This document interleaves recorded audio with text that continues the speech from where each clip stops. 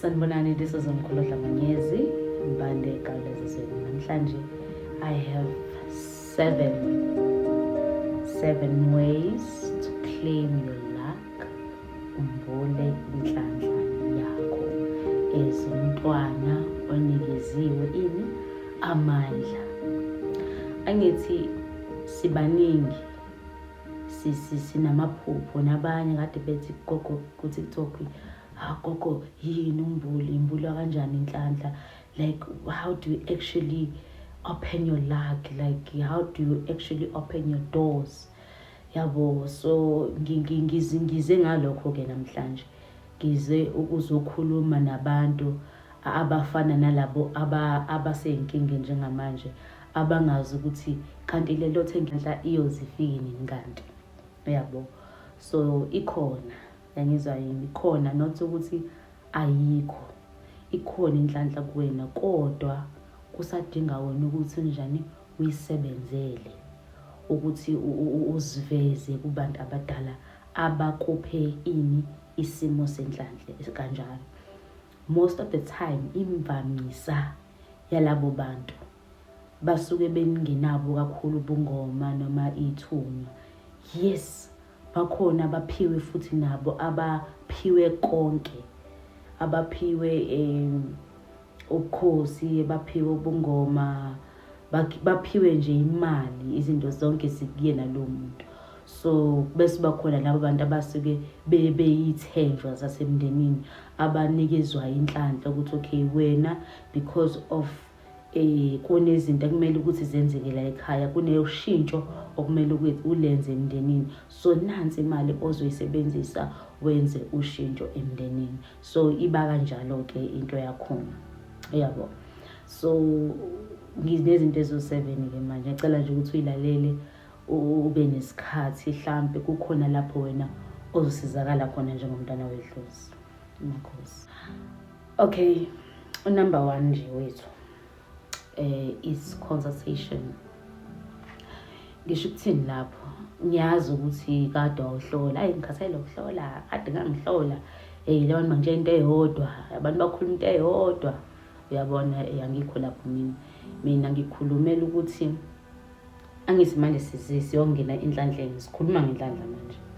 So besikhuluma ngenhlanhla fanele singene la ekumele sithinte khona kuqala ukuthi okay le nhlanhla kahle olokuyiphupha isuka kuphi, ukuze sithi masimemezele ladlozi la kababa khona phela umuntu lokho siyazi ngihlezi ngiphupha ngikababa, ngihlezi ngiphupha ngikama, yini kanti lengaka, kanti no, vele abantu abanamandla yilaba ya obaphuphayo. So enye iqala lapho, yabo, iqala lapho ukuthi hlezi phupha leli khaya, yabo. So bowazi ukuthi hayike wena nje ikhona into eprecious laphayana eligugu kuloya mndeni ebhekene nawe, namathonga abhekene nawe akugadile njengomntwana. So sisihlolela izinto enjalo kakhulu, then bese siyabheka ukuthi lo muntu methe phila baba nezinto. So mase sengena isefika kuwena awekho yini amacala mhlambe ahambe enzeka, noma zikho yini ikhwama ezihambe zabangwa la kulomndeni, noma lenhlanhla ehambe yabangwa.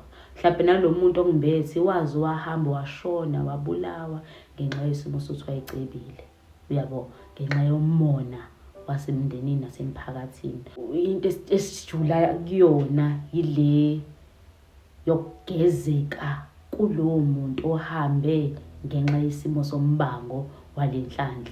Kodwa futhi lo muntu mayisondela, usondela ngamaphupho akukhombisa noma akutshela ukuthi okay this is what you need to do in order for you to live life. Kodwa vele okunye ngekumbuleleke kakhulu, kodwa uzoba nalento ukuthi no man, isikhona lesi sithunywa, mali khona lelidlozi elifuna ngimbule lenhlanhla, yabo. So ukuhlola ke kuqala lapho kuqala ukuthi ngaphambi kuthiwa wena usuyakhishwa ke manje uyolashwa, noma uyalashwa manje. Ayikho yini into eyinhlambuluko kule nhlanhla yakho ephuphayo, kulabantu abahlanganayo basi namhlanje bakunikeza umcebo. Lo mcebo aza nawo lwamkhulu noma lwagogo wawungani, noma mhlawumbe uyinto ayisithwalo ekhaya safanele siqhubeke, noma kuyinhlanhla nje pure ukuthi la ekhaya vele bekhona izicebi, so nje bakuyilezi izicebi lezi fanele iqhubeke lo mcebo la ekhaya. Yabo, so ukuhlola ke sibheka lezo zinto, ungathuki methi wahlola if uthi wena you just going there umbula inhlanhla, uyombula into ongakazi ukuthi mhlawumbe yayihlanganiswe nani noma yaqalwe kanjani, ikwehlule endleleni. So ingakho ukuthi kunzima ukuze uyithole ngempela ukuthi le mali ifike, because vele shuthi kahle kahle ukukhandika kwayo noma ukwenzeka kwaleya nhlanhla kwakujuliwe. So kuyajulwa ke lapho kubhekisa izinto enjalo. Okay, so ngiyacela nje ukuthi abantu nabantu nomuntu lapha ekhona ekhaya akayibheke into enjalo ukuthi mhlambe khona sebeqala ukubona ukuthi hayi yazi ugogo lento ayishoyo ya sengaphupha nami kanjalo, imfihlo ngomcebo wami ukuthi ukuphi kwenzakala kanjani ini. Yabo, abanye basayiphuphela inamba zelotho, abaphupha imali eningi, imali ezimhlophe ini, yabona. Kodwa umuntu iwenza njani, uphila kanzima emhlabeni, kunzima. Futhi imali yakho uma unenhlanhla enkulu ingafiki noma ungakaze nje wayimbula, ave uhlupheka shem. Usela ngishishuma, usela isho imali yokuthenga isinkwa tshele. So kanjalo ke indaba yakhona. Kodwa ke sisesowelela ku number 2 wethu. Number 2 wethu is the location. Ngisho ukuthini mengisho njalo the location, angisho la kuhlala khona wena manje. Sengisho ukuthi kunabantu mhlawumbe abaqashile, kunabantu ngathini abahlala ekhaya, baphinde futhi bengahlala ekhaya, aba on and off. So ngikhuluma nge-location. If it's a location, it is where thina sithi masuqala umsebenzi wokuqoqa ubukhosi ngenhlanhla, bese siyasuka nalamathongo nalabantu ababusi bempilo yakho sibangenise endawo thizeni ezoba indawo la wena othi this is my altar, this is isigodlo sami. Ngoba manje lapha sesithinta into engadingi nangenye ilanga phazamiseke, ngoba kusuke kugezekile amathongo kwawangenisa endaweni efanele yakho. Hayi gogo mhlawumbe umuntu usayi gogo mhlawumbe kumele ngingenise ekhaya, mina ngisahlala ekhaya, mina angisola indawo yokuhlala, angazi ukuthi ngihlaliphi and everything. Okay, so if wena njengamanje umntwana okhulele ekhaya kodwa uyayiphupha le nhlanhla, kuzomela ukwenza ekhaya, ngoba ukungimbulela ngekhaya bekumbulela zonke izinto usekhaya, shuthi lezi zinto fanele uzenze kwizembule kuthi makuvuleka kube wena olungisayo izinto zakho. And then bese kuba khona lo muntu ongathanda basekhaya, osenomuzi wakhe, oseqalile ukwakha, osothenge indawo. Mawusathenga indawo ezama nje ukwakha, ungazi ufuna izinto quickly, mawusakwazi ukuyithenga shuthi ikhona imali ungakwazi ukuthi wakhe around nendle yakho mhlawumbe eceleni, bese uyakwazi ukuthi ungenise kahle idlozi elihle lenhlanhla lokwembula inhlanhla, asithi nje amadlozi amahle wodwa. Uyabo, then lapho uyabona okay izinto zami ziyaqala zavuleka, then uqashile uyadinga ukuthi ahamba yekwenzela ekhaya bese aphinde futhi abuye ezekhaya. If engakwazi ukuya ekhaya uyakwazi ukuthi akwenzele kugobela wakhe bese sephindile emuva nokhamba lakhe eseyolishayela kuphi lapha ehlala khona until izinto zenzeke ngendlela. Okay, so abantu abaningi ngiyoshawa indawo yokuhlala, but-ke ngicela ukuthi leyo nto ihlakaniphele kakhulu ukuthi kahle kahle if unumbula inhlanhla ulungisa into zakho, you need to have your space. Ungajahi ukuthi hayi uthi ngihambe ngigogo, athi ngihambe ngiye kula mkhulu angibulele inhlanhla. But kahle kahle uma uyimbulela inhlanhla ledlozi lakho uzoshiya kuphi? Uzoshiya kagobela wakho? Uzoshiya emfuleni? Uzokwenza njani? Fanele uye nalo kephi? Ekhaya. Vele lakho libusa kuwena vele kudala, uyabona. So ufanele ube nendawo yakho la uzokwazi ukukhuluma khona, ube nespace sakho, kube khona ukuthula, ngabe khona umsindo. Idlozi lakho lingazami ukuthola indawo ezingenayo nje peace. Fanele ube endaweni enepeace, engenayo umthetho. Yabo, ngisho ukuthi urich kangakanani ukuthi idlozi ungalifaka esilungwini. Zama nje ukuthola indawo yamakhaya engenawo umthetho la kunepeace khona, idlozi azana nomsindo. So ngiyacela-ke nje emakhosini ukuthi anibhekisise leyo nto e-location. Ukuphi wena idlozi lakho uzolifaka kuphi? Mase kuthiwa manje usuyaqala-ke manje uphakamisa inhlanhla, unayo yini indawo? Unayo iroom? Yabo, zama nje ukubheka leyo nto. Number 3. So number 3 wethu, it's a ritual. Okay, ngisho ukuthini lapho? Sekuyila isikhathi la wena osulashwa khona-ke manje. Ukulashwa kwakho kunemgezo ebhekene nawe self as a person, bese kuba khona nemigezo ezobihlambulula abantu abadala ngalolu suku. Kuney'mpande ezi-specific for abantu abadala ozogezwa ngazo emanzini ahambayo. Kuney'nkukhu ezizosetshenziswa that day. Ngeke ngize ngizisho, ngizozisho kumuntu ofuna ukwenza lowo msebenzi. Kuney'nkukhu zesiZulu, kuney'nkukhu ozohamba ushelweze ngazo bese wenza lowo msebenzi. But kudingeka ini? Iy'nkukhu. Kuney'bani okumele ukuthi uyisebenzise. Azikho 2, azikho 3, kodwa kuney'bani kumele ukuthi uyisebenzise ozoqoqa ngalo leli dlozi elihle lingaka okumele ukuthi uyisebenzise that day. So ilezo y'bani-ke nalezo y'nkukhu. Kunye nje inhlanhla ukuze ichume ngempela kumuntu, kuyiwa empophomeni kuphinde kuyiwe nasolwandle. Olwandle asuke singasagezi, so sesiphahla kahle kahle. Umgezo siwenza kephi? Empophomeni, everything siphahla yonke into senza kephi? Empophomeni noma kuphi? Emfuleni.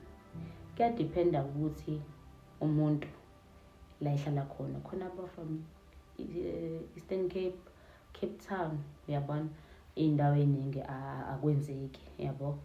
So but abanye basebenzisa kakhulu imfula, yabo. So uma usebenzisa umfula ngasekhaya kunankinga, uzosebenzisa umfula wenze lokho ufuna ukwenza, ayikho inkinga lapho. Wena nje as long as uyenzile lento yokuthi wena umbula ini? Inhlanhla yakho. So umbula inhlanhla kuzokhipha nje endlini, uyokwenza something, uyoconnecta, uyokwenza ukuxhumana namathongo akini, namathongo abusa kuwena as umuntu oyisithenjwa sasekhaya. So ngiyacela ukuthi lapho uyibone lapho ukuthi cha kunesigaba esinye ozosenza bese uya kephi? Emanzini.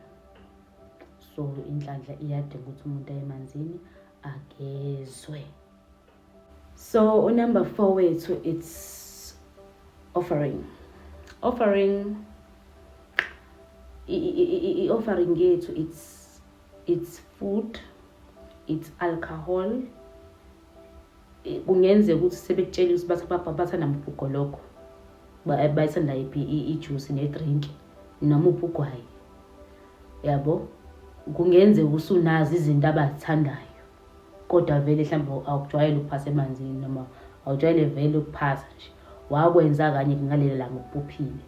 So ngiya-understanda kanjalo, kodwa mase sithi manje wena usufuna manje inhlanhla, kuney'phuzo eziyimpoqo. Gologo mhlophe, gologo bofu, uyabona? Izulu esigaywe ngezandla zakho as umuntu ofuna ukuvula inhlanhla. So, and ukudla nayo yonke inhlobo yezithelo, mengithi yonke inhlobo yezithelo kukhona lapho. So wena mo uyenza lento yomsebenzi accommodate omkhulu, ogogo, amanono yithu, ukhulu wenza nje, uyahlanganisa la.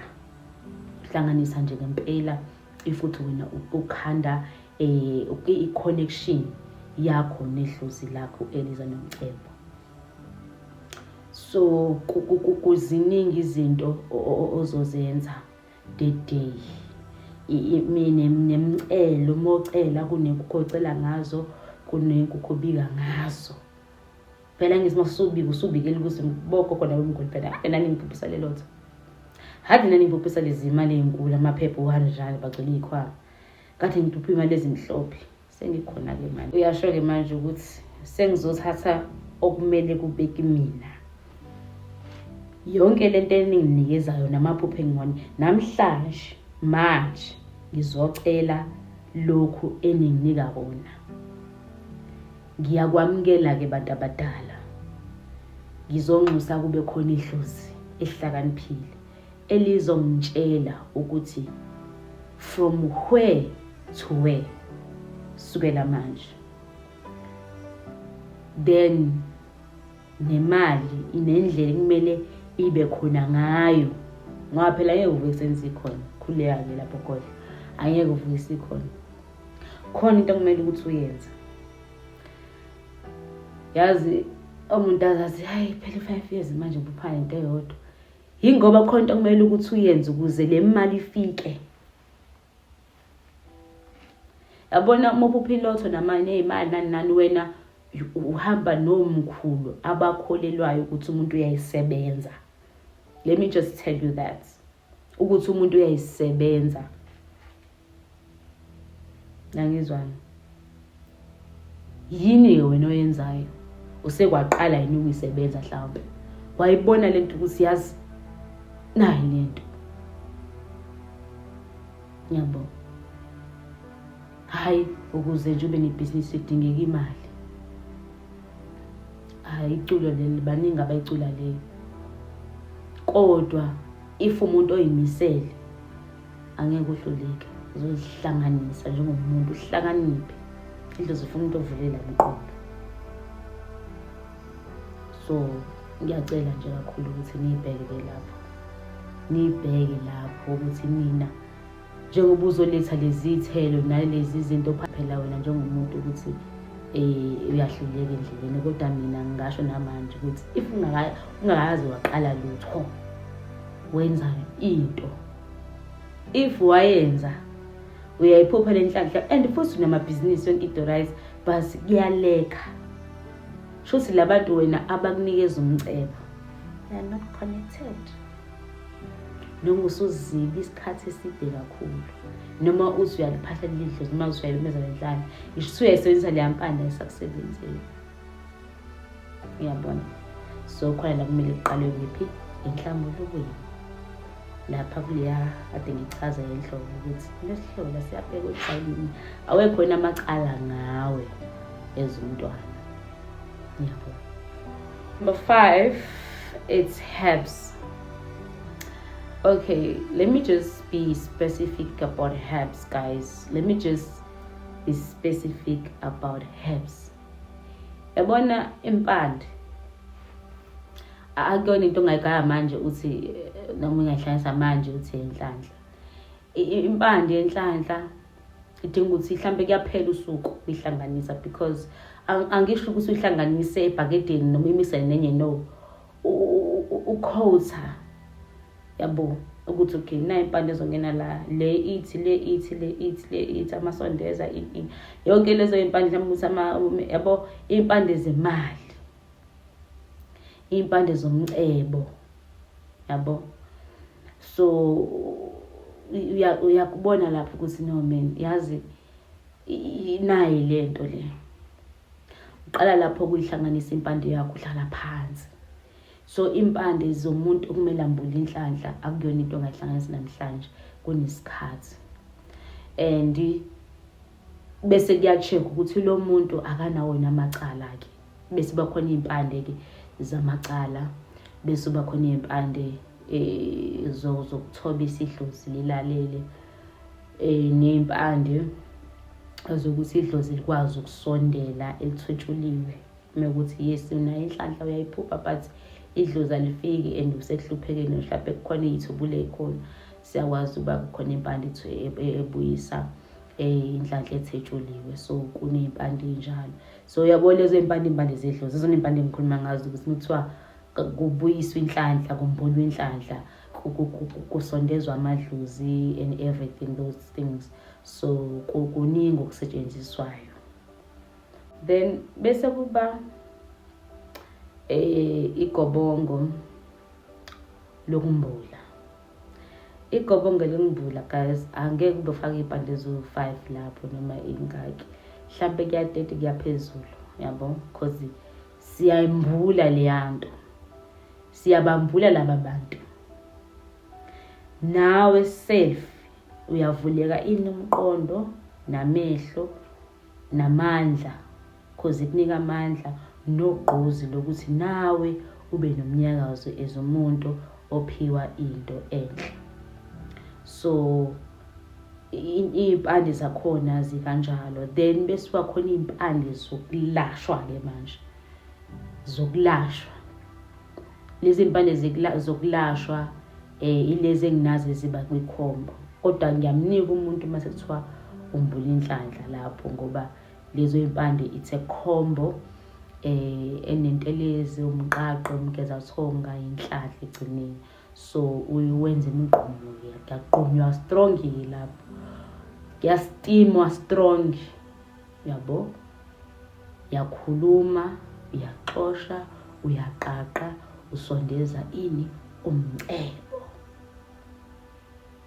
Kube neswasho, nakhona iswasho akusona iswasho esihlanganiswe, angifuni ukuchaza into eningi, kodwa iswasho esiphahleliwe sahlanganiswa kahle, kwamiswa, kodwa inhloso sithi naleya nto ayenza imali, ayenza impumelelo kumuntu, ayimenze futhi abe nokuthandeka phakathi emphakathini nasemsebenzini, wherever la yena ujabule khona.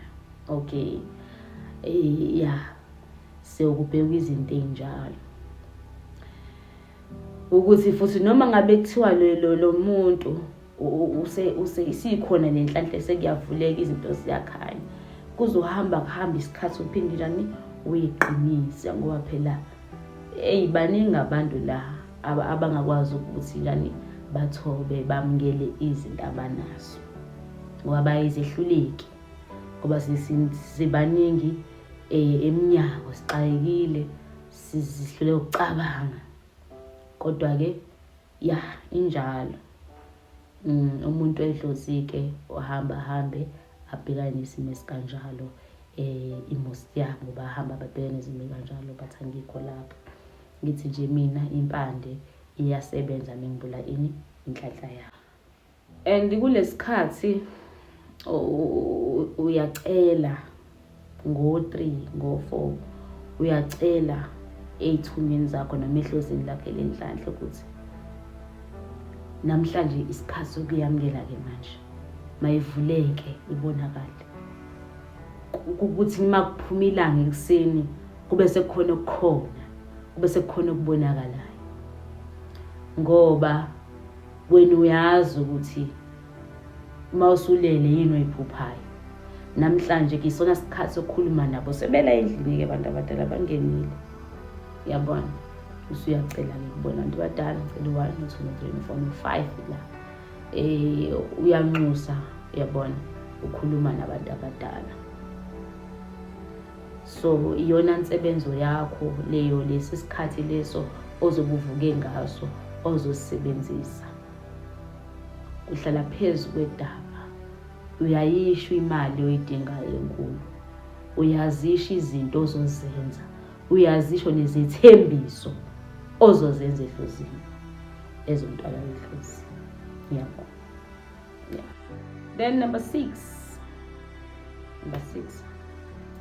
it's time. Ngisho ukuthini lapho? Ngisho ukuthi idlozi lenhlanhla noma idlozi lakini noma labantu abadala, bonke labantu abadala abavusa kwethu, angeke ubalande mina, ngeke uyophahle mina. Mhlambe ngabe intambama, mhlambe 6, 7, 8, 9, 10, 3, 4, 5, 3, 4, not 5, yeah, 3, 4. So ilezo ikhathi sukela like 6 p.m. upward kuya phezulu. Kodwa kahle ikhathi engcono o8 noma o7:30 kuya phezulu nje kuyophahlwa yabo. Kuthi qambe isikhathi sibuphela kube sekuqediwe. So idlozi akufani guys, akufani. Ngiyazi ithunywa amenye yokhuleka nyothandaza nyahamba emini sekuseni nyogeza ini ya. Kodwa nje mekwenziwa lo msebenzi ukuthiwa simbula inhlanhla, siphuma ebusuku sibuye ngobusuku.